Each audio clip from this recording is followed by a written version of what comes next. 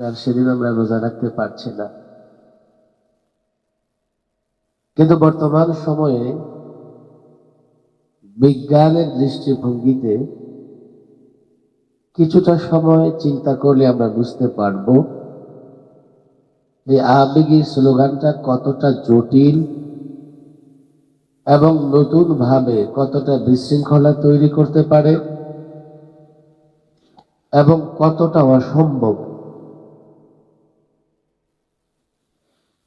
বর্তমান তথ্য প্রযুক্তি আমাদেরকে যেমন সহজভাবে চাঁদ দেখার তথ্য দিচ্ছে, আমরা সহজভাবে কিন্তু এটাও বুঝতে পারতেছি যে পৃথিবীর এক অঞ্চল থেকে আরেক অঞ্চল, এক রাষ্ট্রের সঙ্গে আরেক রাষ্ট্রের সময়ের ব্যবধান কত।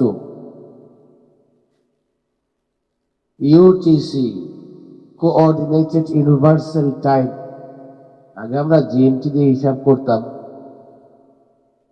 এখন atomic time UTC, coordinated universal time দিয়ে আমরা বিশ্বের সময়ের ব্যবধানগুলো হিসাব করতে পারি।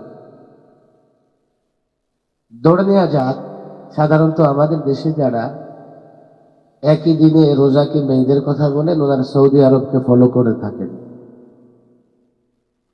সৌদি আরবের সঙ্গে পৃথিবীর নানা অঞ্চল, নানা রাষ্ট্রের সময়ের ব্যবধান কত? আদৌ কি সৌদি আরবের সঙ্গে মিল রেখে রোজা কিংবা ঈদ সম্ভব? এখানে ছোট্ট একটা বিষয় মনে রাখতে হবে, যদিও রোজা কিংবা ঈদের প্রমাণ চাঁদের মাধ্যমে হয়, কিন্তু পালনের বিষয়টা সম্পৃক্ত সূর্যের সঙ্গে। এই পার্থক্যটা আবার অনেকে বুঝে না, না বুঝে একটা প্রশ্ন করতে থাকে যে আমরা তো জুমার নামাজ একই দিনে আদায় করি, অর্থাৎ ফ্রাইডে, জুমার দিন বা শুক্রবার দিন গোটা পৃথিবীতে লোকেরা জুমার নামাজ আদায় করে। তাহলে আমরা বাংলাদেশে সৌদি আরবে জুমার দিন ঈদ হয়, বাংলাদেশে শনিবারে ঈদ কেন হবে?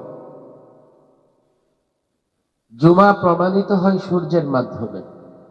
পাঁচ ওয়াক্ত নামাজ আমরা সূর্যের মাধ্যমে আদায় করে। হজ, কুরবানি এগুলো প্রমাণিত হয় চন্দ্রের মাধ্যমে। এখানে একটা বড় জটিলতা তৈরি হয়। ধরে নেওয়া যাক আমি সৌদির সঙ্গে মিল রেখে রোজা রাখতে চাই বা ঈদ করতে চাই। পূর্বাঞ্চলের রাষ্ট্রগুলো, অস্ট্রেলিয়া, সিডনি, মেলবোর্ন, সৌদি আরবের সঙ্গে 7 ঘন্টা ডিফারেন্স, নিউজিল্যান্ড 9 ঘন্টার ডিফারেন্স, এরপরে প্রশান্ত মহাসাগরীয় দ্বীপরাষ্ট্র যেমন ফিজি, তারপরে সামোয়া, টোগলা, এগুলোর সঙ্গে 9 ঘন্টা থেকে 11 ঘন্টা ডিফারেন্স। অর্থাৎ দিন শুরু হয়ে যায় 9 থেকে 11 ঘন্টা আগে। সৌদি আরব যখন সন্ধ্যা 7টায় চাঁদ দেখবে, আর সেটা যদি প্রথম দিন হয়, তো ওই অঞ্চলগুলোতে 2 তারিখ শুরু হয়ে গেছে। ওই অঞ্চলের লোকেরা সৌদির সঙ্গে মিলিয়ে কি করে রোজা কিংবা ঈদ পালন করবে? আমি যদি পশ্চিমাঞ্চলে যাই, ইউনাইটেড স্টেট, যুক্তরাষ্ট্রের দ্বীপাঞ্চলগুলো, ব্যাকার আইল্যান্ড, হাউল্যান্ড আইল্যান্ড, যেগুলো ইউটিসি -10 জুনে অবস্থান করে, সেখানে দেখা যাবে 11, 12, 13, 14 ঘন্টা পর্যন্ত ডিলে হবে, দেরিতে দিন আসবে, সময় আসবে। যারা প্রশ্ন করে যে সৌদি আরবে ঈদ করতেছে, আমরা ঈদের দিন কেন রোজা রাখি? তাহলে প্রশান্ত মহাসাগরীয় দ্বীপ রাষ্ট্রগুলো কিভাবে সৌদির সঙ্গে মিল করবে? তারা যদি আগে রোজা রাখে, তাহলে সৌদি আরবে চাঁদ দেখা হবে কি হবে না এটা পরের বিষয়, তাদেরকে আগে থেকে অনুমান করে রোজা রাখতে হবে। আসলে এই সমস্যাটা ছিল না। আমি সমস্যার অনেকগুলো কারণের কথা বলতে পারি। মূল কারণ যেটা মনে হচ্ছে সেলিব্রিটিজম। আজকাল আমরা দেখলাম আফগানিস্তানের সঙ্গে মিলিয়ে 5 জন বা 6 জন মানুষ চাঁদপুরের কোথাও ঈদের নামাজ আদায় করেছে। তার মধ্যে আমার নাবালেগ অবুঝ বাচ্চাও 1-2 জন আছে। আর জাতীয় মিডিয়াগুলো তাদেরকে কভার করতেছে, প্রচার করতেছে। আমাদের উস্তাদদের মুখে শোনা হাজী সাহেব অনেকবার হজ করছেন, কিন্তু কেউ তার হাজী সাহেব বলে না।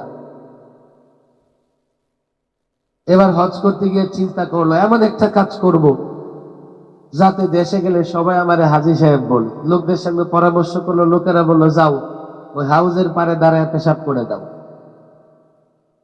তার মাথায় সেলিব্রিটিজম এতটা ঢুকেছে, তাই করলো। এবার চতুর্দিকে তার বদনাম ছড়ায় গেল, ওকে হজ করতে গিয়ে এই কাজ করছে।